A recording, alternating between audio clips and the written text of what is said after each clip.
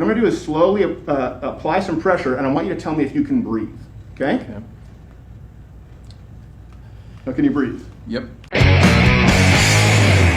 Yeah. And let me make my case here. What do you guys think of chokeholds, especially people who've never actually had one applied to them or used it at all? Because we're going to actually do it. I don't think Wade's ever been had a neck restraint. No. Well, this is good. I won't lie. Neck restraint sounds more harmless. It does. It makes it sound kind of nice. Here's what I'll say. It's more uncomfortable than a neck restraint, but less unpleasant than you would assume a chokehold would be. But you might poop. Let's go on to the chokehold thing. I've been so upset about this. I have a pit in my stomach because this man is facing death. Doesn't matter what charges you think. I'm more upset with, by the way, the Christian conservative right. Because, like, well, you know what? We'll just pray from afar. No, there's a man who could be put to death. Neutrality is not an option. That's not an option right now. Okay, people, and you see this in all this, Los Angeles and California, New York, and like, well, you know what? Jesus is just love. Jesus flipped over some tables. And if you want to save a life, you can speak out and help save a life right now. Because by all accounts that we have, it could change tomorrow. A good man could be put to death to appease a mob of evil people if good men don't step in. And you know what? If you don't step in now, when the wolves are at the door, expect us to love you and pray for you from afar, but we're going to go lock, lock, lock, lock, bolt. Stand up and grow a pair. By the way, that includes Donald Trump. That includes all of the Republican bootlickers at this point right now. There were riots before we elected you, and there are riots worse now. Do something. Because I don't know that you deserve anyone's votes at this point. Okay? Let's go into the executive order on chokeholds, which, of course, no one in this administration actually know what they are. And we'll talk with Jocko Willink about it, but here's what he says. As part of this new credentialing process, chokeholds will be banned except if an officer's life is at risk. How do you determine that? And I will say we've dealt with all of the various departments, and everybody said, it's time. We have to do it. So then in this scenario, in Atlanta, the officers couldn't have used a chokehold because they weren't even under threat of bodily injury, according to the DA. That's the craziest part about it, is you have to ignore all of the physical attack, and they call it tussling, right? It's tussling. Those boys got into a hootenanny. You have to ignore the reality of the situation and the facts that are shown on video to say that there wasn't a threat of physical violence in that moment. And police officers need better physical training. We'll talk about how to do that with Jocko Willink. And let me be really clear. A chokehold, people get this wrong. Like, oh my gosh, a chokehold is like drowning. And I'm going to display it later on Wade here in a couple of minutes. It's not at all. And you can understand that really quickly just by seeing how quickly a chokehold or a neck restraint. It's a vascular neck restraint. People use the term choke. It's a blood choke. It's not a windpipe choke. What we're talking about here. There are windpipe chokes, but what we're talking about is a vascular neck restraint. Do you know? Okay, drowning takes a while because there's no oxygen. You can't breathe in any oxygen, right? Right. But chokeholds, vascular neck restraints, can actually work within seconds. Here's an example of Joe Rogan from, I don't know, maybe 12 years ago applying a chokehold so you can see how quickly someone goes out. Yeah, you can trust me. Okay, we ready? Ready? Keep going. He's ready? Oh, he's out. He's out. Is he out? Please stop. You all right, man? He did stop. Wake up, dude. You all right? Wow. And he's up. 2 seconds to put him out.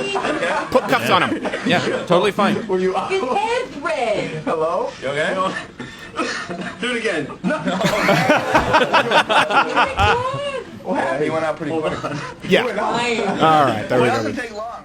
Yeah. No, it doesn't take long. It's not like drowning. Let me be really clear. A chokehold, it's not one that's not applied to the windpipe, one that's applied properly. It impedes arterial blood flow. Right. Let me explain it to you in a simple way. Okay, the brain recognizes the blood flow is compromised, sends a message going, oh, wait a second, and the heart starts slowing down its pulse. It starts slowing down the blood needed. Effectively, a chokehold is one of the very few kinds of techniques that you can use, whereas a pain hold, a submission, sometimes the damage is already being done. When someone feels it, if they're on PCP, they have no idea.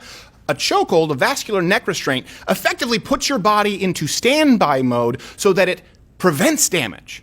So that you don't drown. For someone of decent health, and by the way, that's the same reason you can't use tranquilizer guns, because we don't know what drugs are in these people. There's no 100% safe way.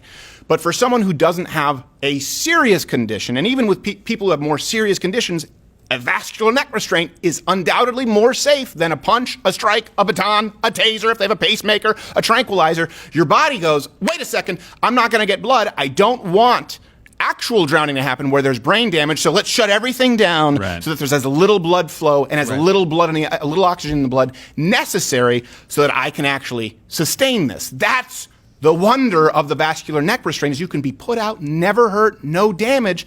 I don't think you can think of it. People don't just get hit and your body doesn't go like, oh my gosh, I'm going to take a nap to protect. You already have concussive brain damage. Yeah. By the way, speaking of damage, hit the notification bell, hit all notifications because subscriptions don't work, notifications don't work on the YouTube. We do Good Morning Mug Club weekdays, Monday through Thursday at 10 a.m. Eastern. And of course, do join Mug Club because God knows what's going to happen to us after this show.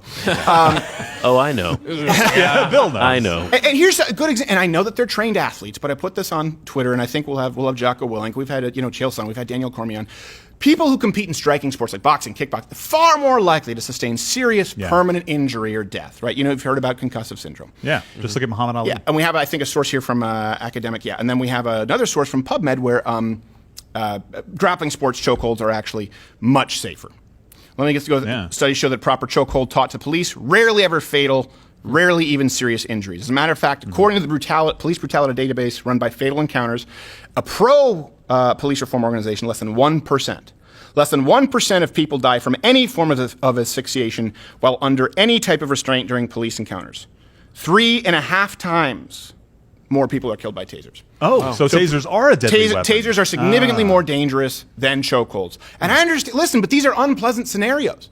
What you have to do is pick an option that keeps people as safe as possible, both the perp and the police officer. And there is, right now, an actual technique available that can be used to render someone entirely incapacitated without electrocuting their heart or rattling their brain around in their skull.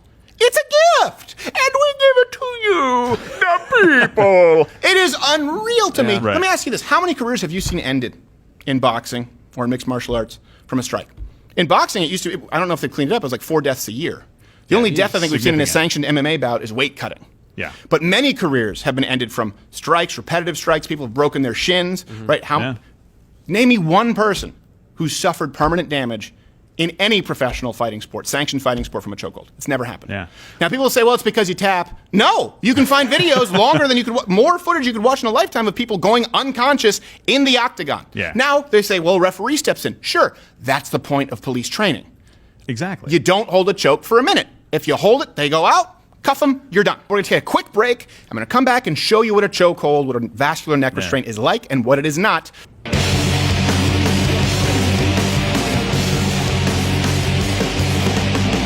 All right, it's going to be a fun time. No, it's just we're just going to show what it is. So first, let me show you something that's really, someone does, we'll talk about this with Jocko in a minute.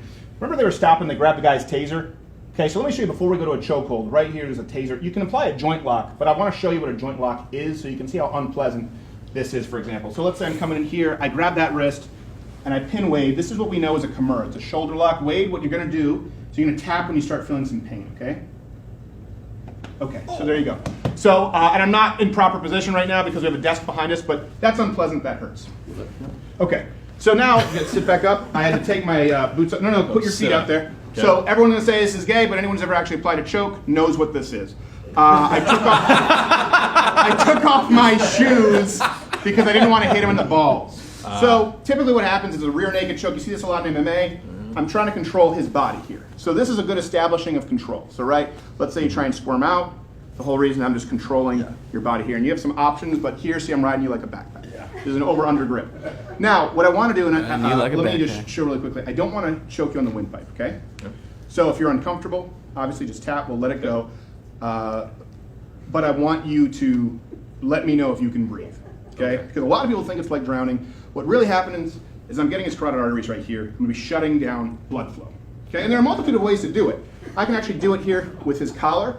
This is called a bow and arrow choke. So see, look at this. You can even see my forearm is not on his throat, right? You can see that's not, but I can cut off the blood circulation that way. There are a million different ways, but the most common is what's called the rear naked choke. So what I'm going to do is grab Wade here, okay? Put this under his chin. I don't want to get a zipper on him. Sure, so, yeah. You know, it's better than a taser to the heart. That's true. Or the balls. Yeah. But you electrify my heart. Oh, that's sweet. So. Wait, don't worry. That's The also a segment's technique called Let's the Kill intensely Wade. Uncomfortable. So what I'm going to do here is put him in a chokehold, and if any of you have questions, you can ask. I'm going to grab my own bicep, my own shoulder. The idea here is to close the space around his neck as much as I can. So a lot of people get this wrong if they're not trained properly. What they'll do is they'll grab this and they'll jerk it, right? I had one trainer who called this, for some reason, I don't know why, the Captain America and the Wolverine. I don't know why. Hey, it's appropriate. The difference. So let me show you kind of really quickly, if you can come here, man, to show. Let's say this is Wade's head right here. Here, I'll just for 1 second. Let's say this is Wade's head, okay? The goal is to close the space. This is his throat. My elbow is ideally right where his throat is. So that's the least amount of pressure being applied is right on his trachea, if I'm doing it correctly. But I want to squeeze the sides of his neck. So here's all the space for Wade's head right now. Close it, okay? There's a little less space, right? Close that. Now what I do is put this on my shoulder. A little less space. Imagine his head right here in my chest. Bring this around. There's a little less space. Something else I do. Breathe in. There's a little less space. Then I squeeze everything together. I don't yank. That's how you miss a choke.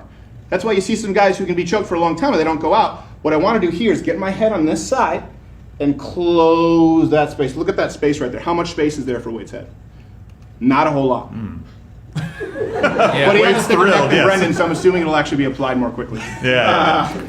So Wade, what I want to do is start applying it, and I'm going to apply it. So my goal is not to make you go unconscious, but if it doesn't hurt, you don't have to tap because it's not going to be painful if you do go out. I just want to get rid of the zipper here. Now what I am going to do is, do me a favor, let's point your throat so it's right in the nook of my elbow. So turn to the right. There you go. Yeah, right there. Okay. Just for right now. Now, what I'm going to do is slowly apply some pressure, and I want you to tell me if you can breathe. Okay?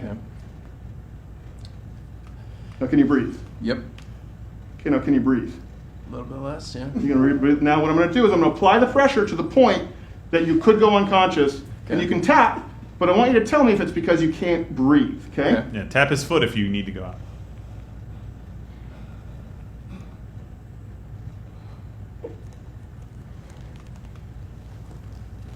Yeah. All right, he's out. Is he? Whoa. You okay? He's back in. Good? Right here. Want to raise his feet up? Just raise his feet up. This is what we do. So we get some. You good? Blood flow back. Yeah. Do you know that you went unconscious? Makes sense. Are you good? Yeah, I'm fine. Could you breathe? It wasn't waterboarding at all, no. No. Did you feel like you were drowning? No. Did it hurt your neck? No. I didn't know if you could. Thank God for the audience there. Yeah. But no, I felt it, and see, right away I kind of felt, okay, he's going out. Sure. And that happened, he came out, and by the way, that's not a seizure or anything, that's literally his body going, waking back power up from standby mode. You good? Yeah. Thanks for being a champ about it. Nice. See, Yeah. didn't even drown. By the way, he would not have been able to do that if I crushed his windpipe. Sure. Yeah. You drown, there's no way you're like, oh, that's okay, I can't breathe. Yeah. And all of us have had this done to us who've done Brazilian Jiu-Jitsu, so go find your local instructor. Speaking of which, I think we're going to have to go to Jocko, and I'm going to buy this man a beer.